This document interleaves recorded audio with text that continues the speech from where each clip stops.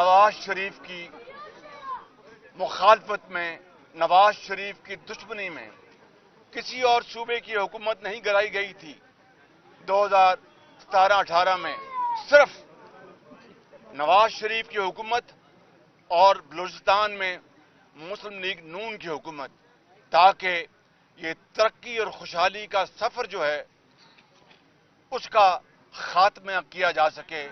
اور پھر آپ نے دیکھا کہ 5 سال 6 سال کے بعد پاکستان آج کہاں کھڑا ہے۔ اور اگر نواز شریف یہ چاہتے تو کے پی میں جب 2013 کے الیکشن کے بعد وہاں پر باقی پارٹی کے ساتھ مل کر اپنی ایک مخلوط حکومت بنا سکتے تھے۔ انہوں نے نہ صرف اس کا انکار کیا بلکہ کہا کہ جمہوریت کا تقاضا یہ ہے کہ جو سنگل لارجسٹ پارٹی ہے اس کو موقع ملنا چاہیے اور وہ وہاں پر اپنی جو بھی اس کی کیپیسٹی ہے عوام کی خدمت کرے۔ مگر یہ کسی کو علم نہیں تھا کہ وہ تحریک انصاف جو اس وقت تھی وہ تحریک تباہی بن جائے گی اور پورے پاکستان میں تباہی پھیلا دے گی۔ لہذا 9 فروری کے جو اعلی کار ہیں ان کی سہولت کاری میں سمجھتا ہوں کہ ملک دشمنی ہے، اس میں کسی کو کوئی شک نہیں ہونا چاہیے۔ 9 مئی 2023 کی میں بات کر رہا ہوں کہ جب اس ملک کی خلاف سازش کی گئی، غداری کی گئی اور فوج میں تختہ الٹنے کی ایک بھیانک کوشش کی گئی، جس کی پوری پاکستان میں اس کو کنڈیم کیا گیا۔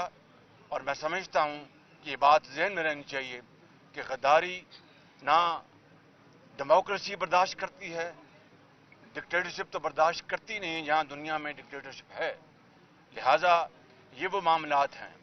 آج اگر کرپشن، چاہے وہ خانہ کعبہ کی ماڈل کی گھڑی کا ان کو ذرا آنے دیں، گھڑی کا معاملہ ہو جس کی جعلی رسیدیں پیش کی گئیں، جعلی رسیدیں، جھوٹ بولا گیا ہو اور دن رات قوم کو گمراہ کیا گیا، آج وقت آ گیا ہے کہ ہم انشاءاللہ میاں نواز شریف کی قیادت میں میدان میں اتریں گے اور پاکستان کی جو یوتھ ہے، پاکستان کی جو نوجوان نسل ہے، بچے اور بچیاں، ان کو تعلیم کے زیور سے آراستہ پیراستہ کرنے کے لیے، ان کو ٹیکنیکل ایجوکیشن مہیا کرنے کے لیے، ان کو دوبارہ لیپ ٹاپ ان کے ہاتھوں میں تھمانے کے لیے اور ان کو عزت اور وقار کے ساتھ جابز پاکستان کے اندر اور باہر مہیا کرنے کے لیے، ان کروڑوں نوجوان بچوں اور بچیوں کے لیے نواز شریف انشاءاللہ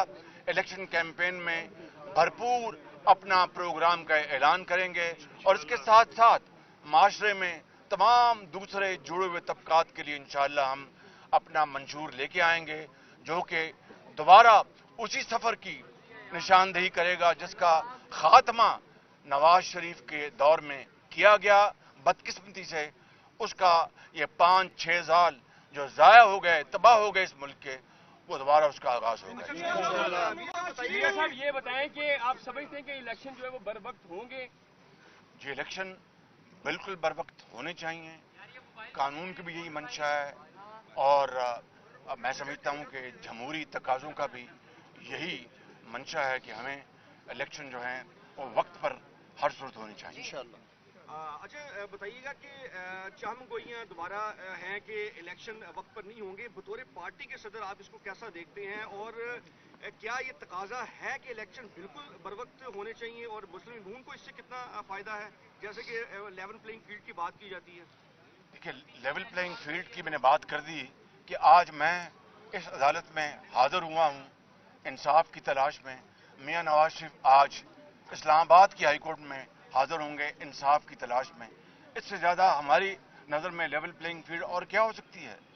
रही बात इलेक्शन की, वो मैं इसका जवाब दे चुका हूँ कि वो आपने पिछले 4 साल पेशियां एक मुक्ति मिनट, हैं, उस्मान पिछले 4 साल। उस्मान अच्छा, मियां साहब ये बताएं, तहरीक इंसाफ का ये दावा है कि लेवल प्लेइंग फील्ड नहीं है, और आप कह रहे हैं कि ये है, आप भी पेश हो रहे हैं, मियां साहब भी पेश हो रहे हैं।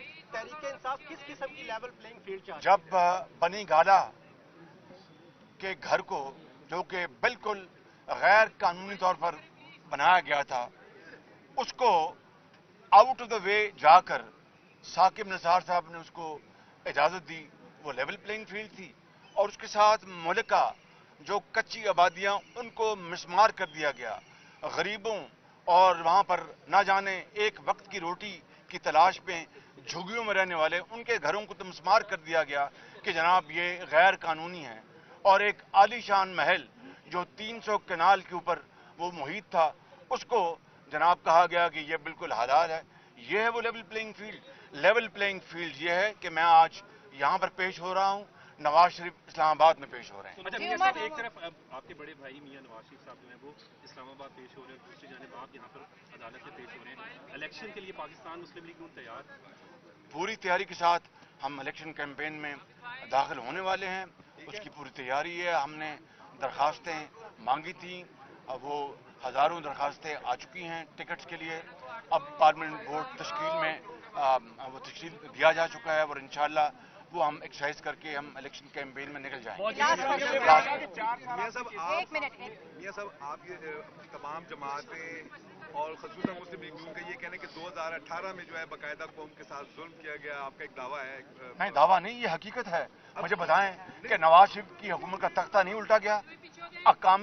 अकामे के ऊपर पनामा का नामो निशान नहीं, और अकामा ढूंढ के पता नहीं कौन सी वो ब्लैक डिक्शनरी, वो ब्लैक डे था पाकिस्तान की इंसाफ की तारीख में, अदालत की तारीख में, कि ब्लैक डिक्शनरी से अपनी मर्जी की वो उन्होंने उसकी निकाली वोकैबुलरी और उसका फैसला दे दिया।